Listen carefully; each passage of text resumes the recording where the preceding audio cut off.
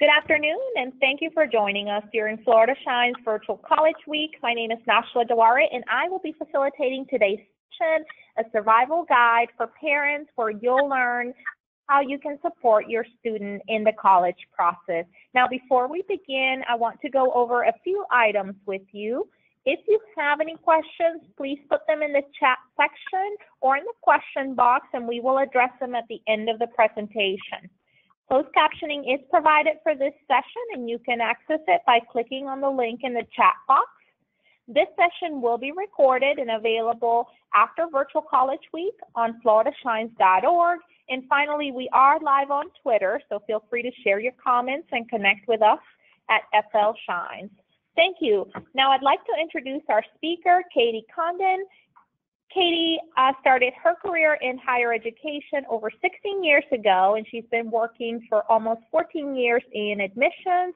In her current role, she's the Director of Undergraduate Admissions, and she oversees freshman and transfer recruitment, marketing, communications, articulation, application processing, scholarships, and new student orientation programs.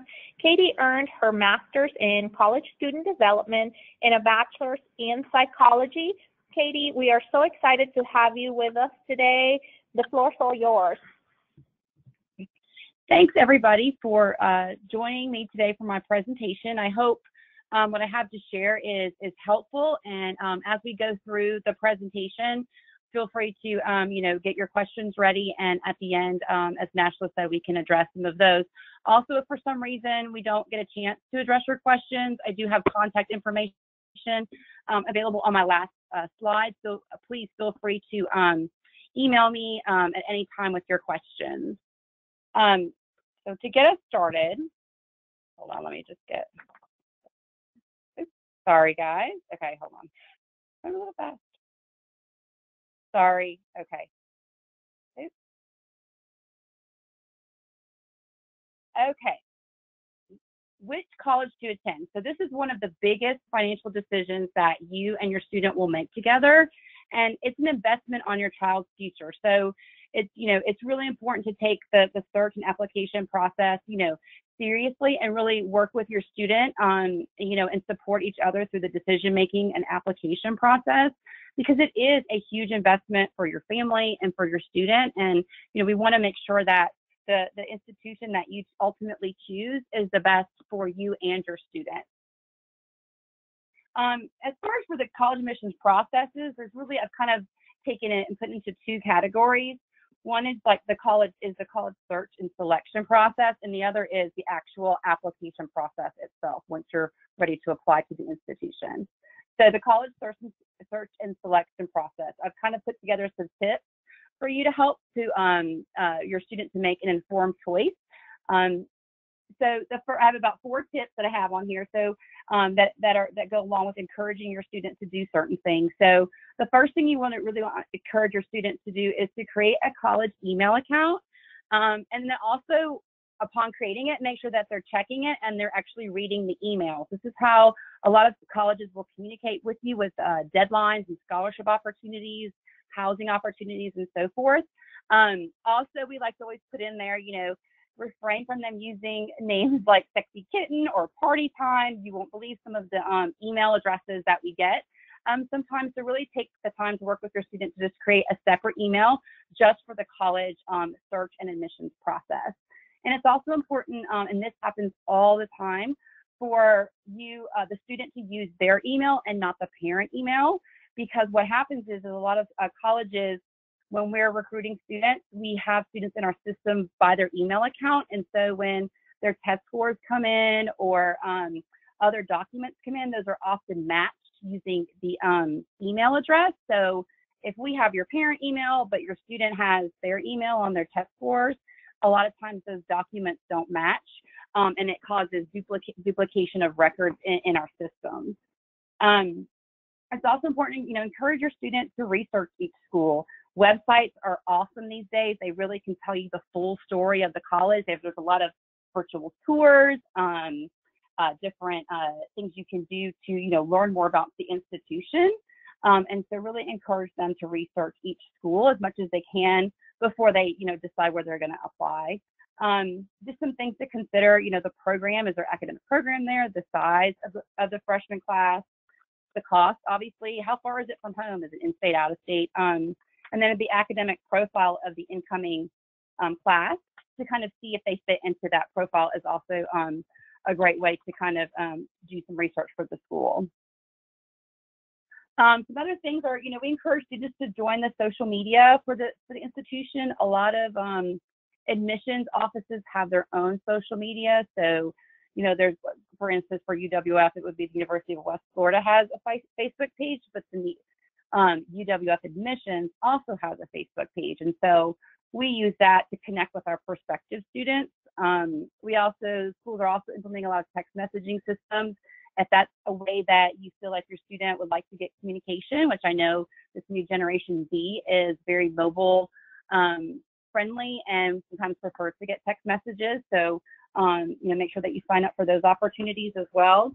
And also some institutions are implementing applications like you can get on your phone. So, like an app for the university or the admissions process are sometimes found. So I would download those and make sure that you're keeping up with your students keeping up with the happenings on each of those different types of media. Also, and I know that parents, you're probably the biggest proprietor of this, but really talk to your students about thinking before they post on social media. Recently, there's been a lot of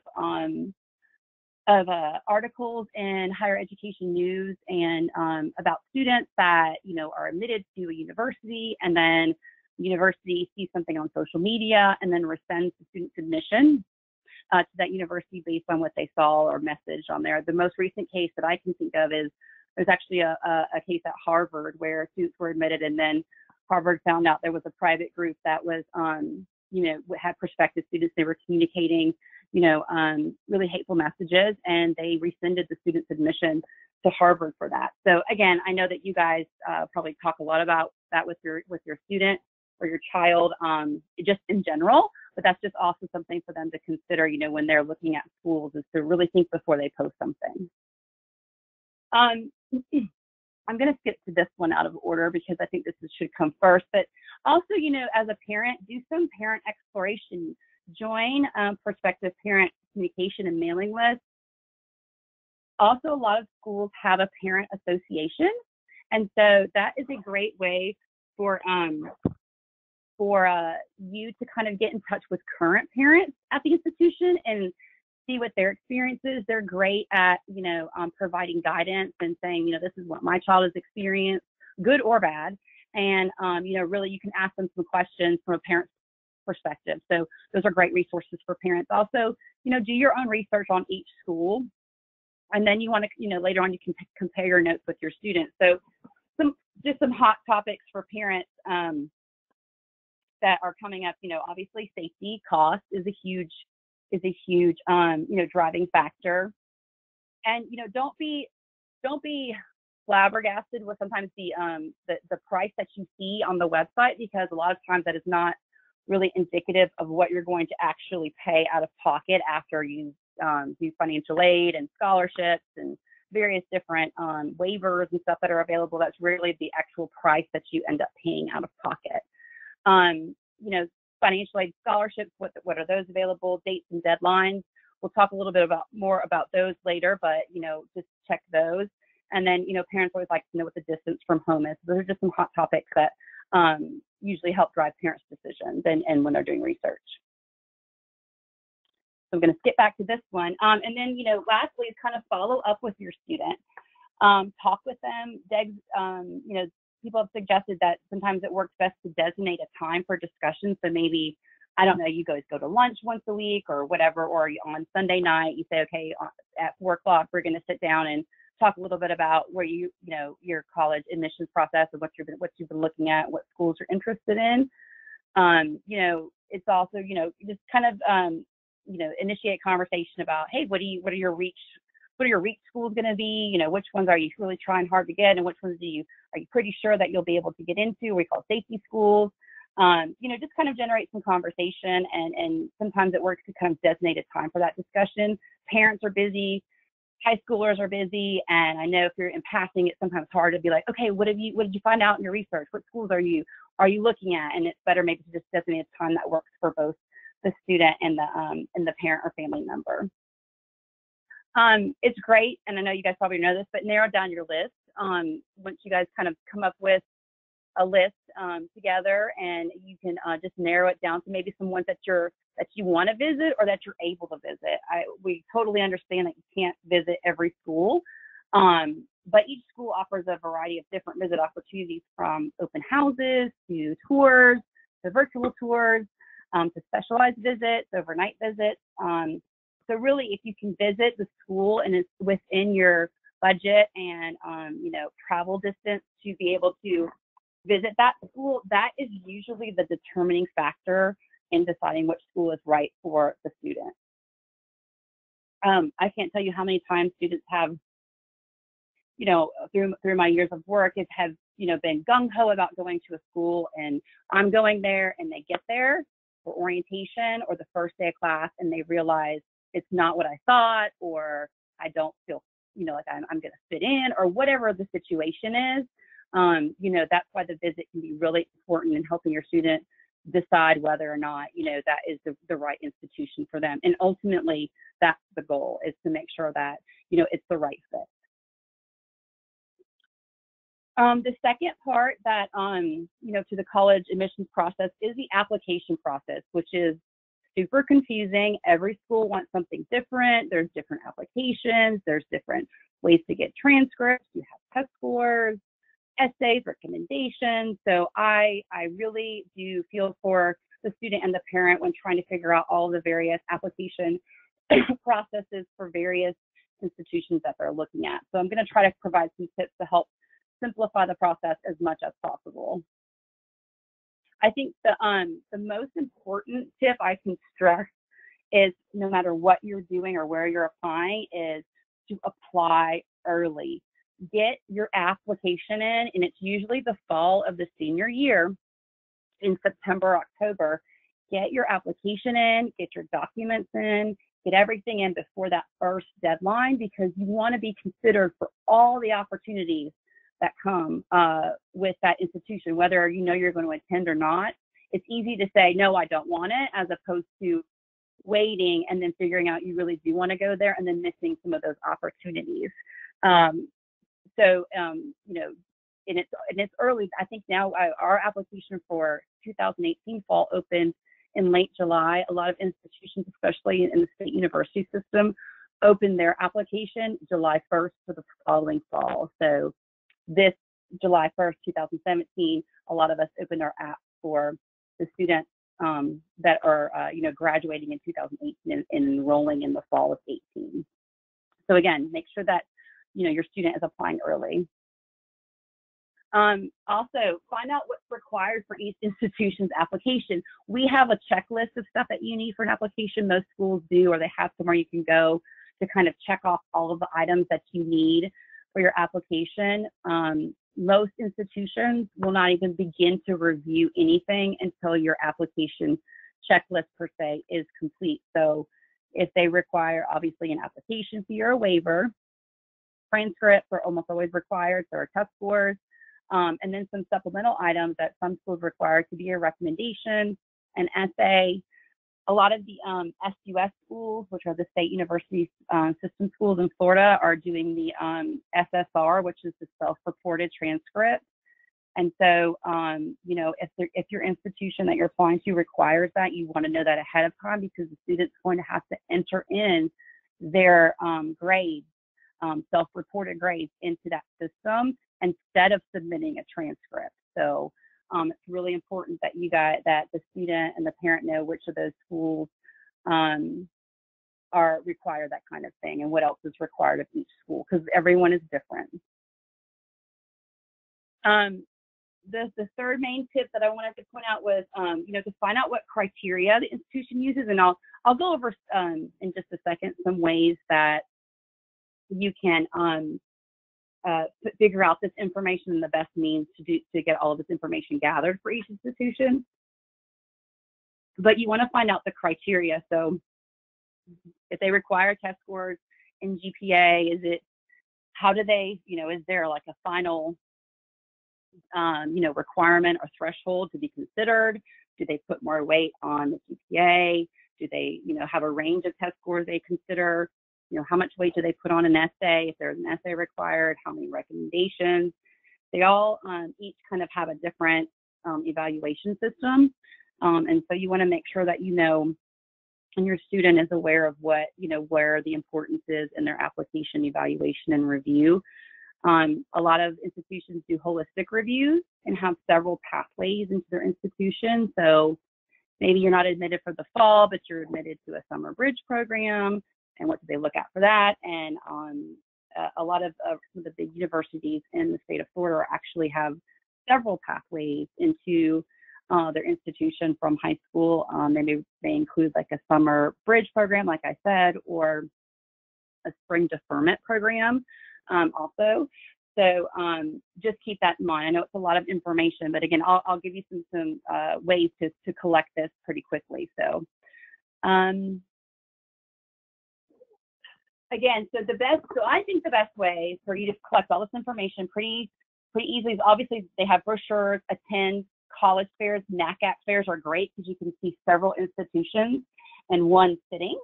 But it's really important for the schools that you're really, narrowing it down to, that you really want to attend, is to make a connection with your admissions counselor.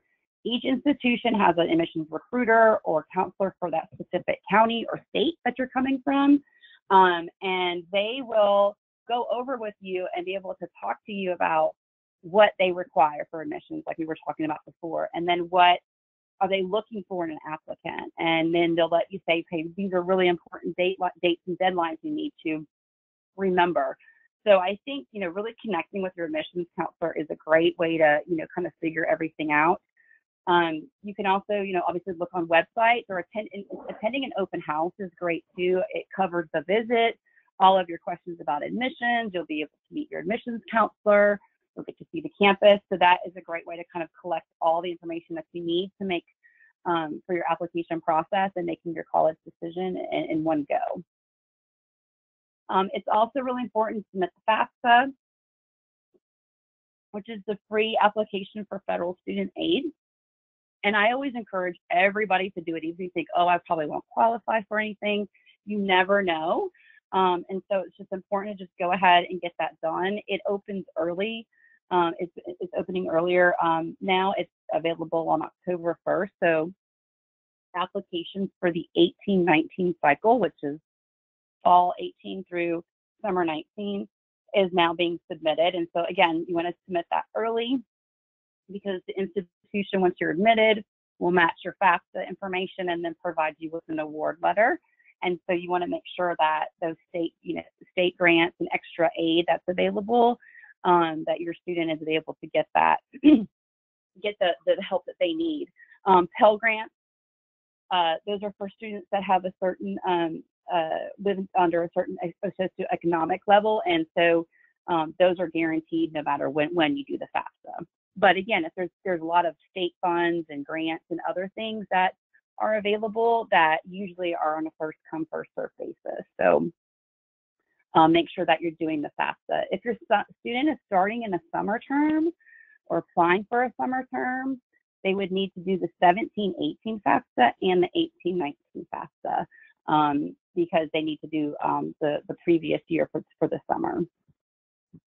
And then also another thing is encourage your students to, they don't, regularly kind of have a relationship with any other high school teachers, is to go ahead and get them to try to start developing that relationship. 11th and 12th grade, they may need them for recommendations. Also, teachers can just provide a lot of great guidance for the application process, along with obviously high school guidance counselors, but they can kind of help students out. So if there's a student that if there's a teacher that your student really enjoys, maybe encourage them to kind of cultivate that relationship and just to kind of help them through the application process. And then, I think it's always great to encourage the parent, guardian, family members to review the students' acceptance packages together. There's going to be a lot of information after you're admitted that steps you have to take and things you have to do to get enrolled. And so it's really good to really, when you get an acceptance packet, sit down.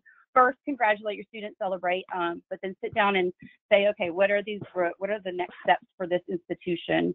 And maybe create a next steps list or a calendar where you can put where each school has different things due. You're going to have to do your final transcript. If you have dual enrollment credit, you'll have to submit your college transcript from the state institution or university that you did dual enrollment credit with. Immunizations, housing contracts, those are all will have different deadlines. And so, kind of creating a calendar to keep you on task of what needs to be done, or a list of next steps is also really helpful to kind of check off when you've got those things done. And there are a lot of steps usually to make you kind of ensure your enrollment at that institution.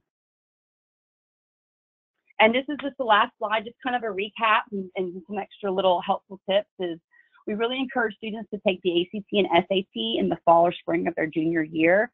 A lot of times they don't, they need to just go in and get the feel for the ACT or the SAT test environment and then take it again. And they tend to do a lot better the second time. Most schools I know in the state university system in Florida, we all super score. So we'll take the best sub-score from each test to make the best composite. So, because they test once or 2 or 3 times is not going to hurt them, we'll take the best scores from each. And just remember, admissions decisions are made based on the 9th through 11th grade grades. Unless you are applying to an institution that has rolling admission that accepts applications February on, you're really the admissions, evaluation team is making their decision based on that 9th to 11th grade experience.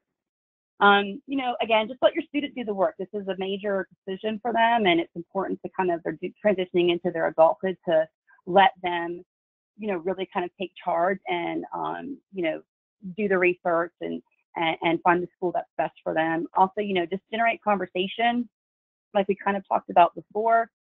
Sit down, maybe set a time to discuss the process. Develop dates and deadlines, make a calendar for admissions and for once you're admitted. And of course, celebrate positive outcomes. I know sometimes students don't get into their number one choice, but it's really important to really just celebrate that this is been a process, and that you've learned from each of the applications you filled out, and celebrate the ones that come back with an acceptance letter. And again, this is their journey, and kind of let them lead the way. Refrain from the perception of published costs, and I laugh at that because a lot of times it really is like, you'll see, oh, it's $45,000 to attend, but once you get through and you do your due diligence with your FAFSA and make sure you're researching everything, Bright Futures, different things come into play. Florida Prepaid, rarely do you pay that cost out of pocket. And then just a quick reminder that students' records are private. So once they're admitted to an institution, FERPA, which is the federal, oh my gosh, I forgot what the E stands for. Hold on. It's the Family Education Rights and Privacy Act.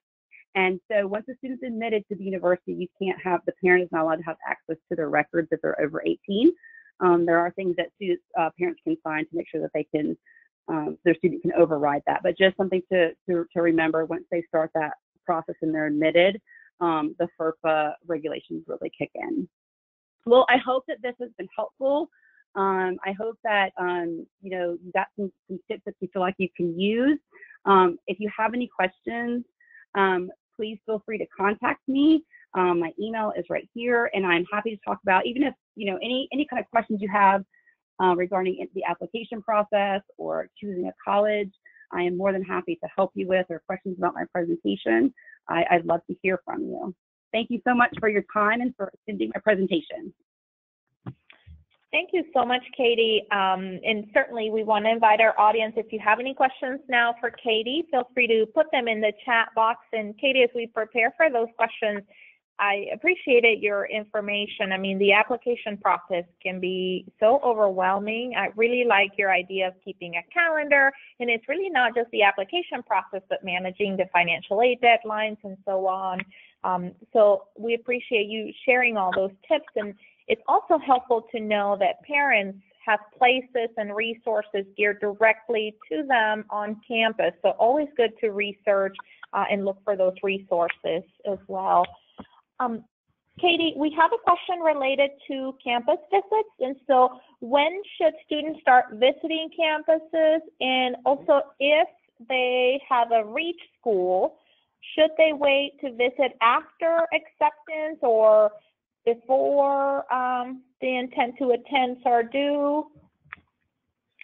Well, I think the best time, you know, any time you can visit, I think you should visit. I don't think it's too early. I think 10th grade, you know, people start to look at colleges if you're on a vacation or if you're traveling. Like, just go ahead and take a tour of the nearest school just to kind of get a feel for how things work. But I think it's never too early, really, if you're in high school, to kind of go look at schools. Sometimes it can help you eliminate places you're going to apply. And I know the next part of the question was like, if you're applying to a REACH school, should you visit before or after?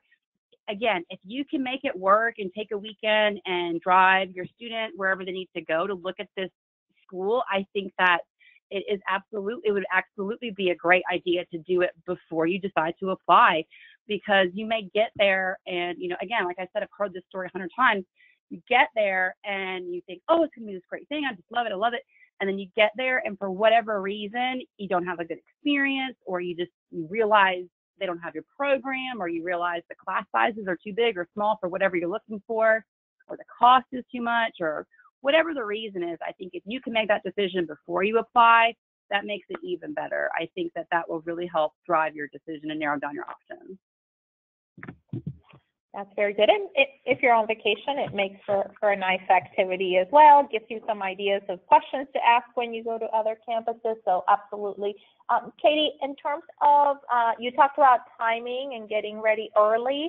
For parents of sophomores, other than the courses, what are other tips you would recommend to help them with the process or supporting their students? I think,